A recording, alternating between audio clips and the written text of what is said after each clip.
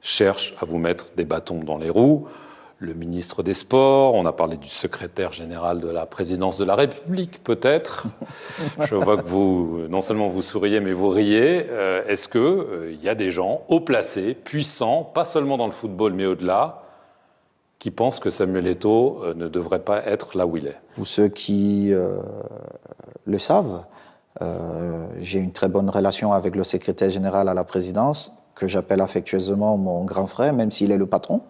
Donc, même si je rentre dans un monde politique que je ne comprends pas et qui est très tordu, je ne vais pas penser que mon grand frère ferait des choses dans mon dos. Maintenant, s'agissant du ministre des Sports, mon patron direct, il est vrai que la relation elle est difficile. J'aurais préféré avoir une relation beaucoup plus proche, mais je ne me plains pas plus que ça.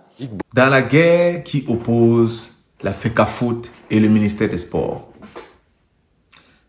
j'aimerais d'entrée de jeu redire quelque chose que j'ai déjà dit.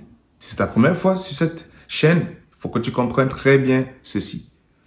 Nous, les supporters inconditionnels des Lions indomptables du Cameroun, nous estimons que le plus important, c'est une symbiose entre la Fédération camerounaise de football et le ministère des Sports.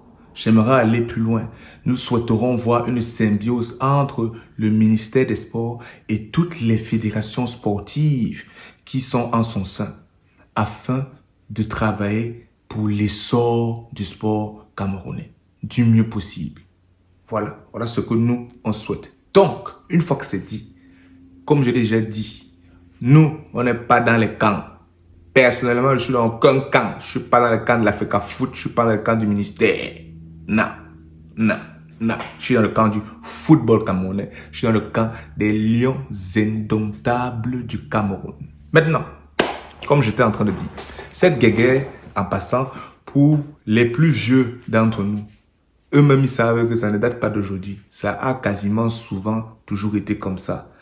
Depuis même l'époque 90, on a souvent entendu parler de situations entre le ministère et la fédération. On nous a même souvent parlé de certaines personnes emblématiques de notre pays qui ont été à la fois à la fédération et au ministère, pas forcément au même moment, et même pas du tout au même moment. Je veux dire que qui ont pu gérer la fédération à un moment donné, qui ont pu être ministres aussi.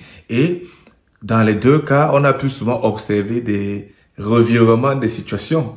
Des fois, c'est-à-dire que dans un cas, en tant que président de la fédération, la personne pouvait défendre certains intérêts, et quand la personne arrive ministre, de ce qu'on entend, hein, on peut avoir l'impression que la personne maintenant défendait les intérêts d'une autre façon.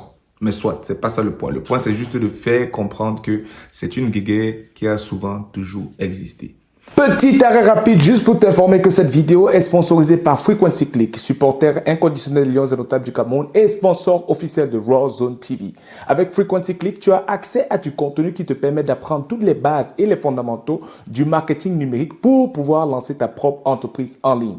En ce sens, deux choses importantes. Première chose, comprendre l'anglais et parler l'anglais un temps soit peu. Deuxième chose, être dans la diaspora pour pouvoir appliquer correctement ces méthodologies. Si tu es intéressé, va checker dans la barre de description. Comme ça, tu auras tous les détails pour pouvoir en apprendre un peu plus concernant Frequency Click. Allez, ça repartit, on retourne dans la vidéo.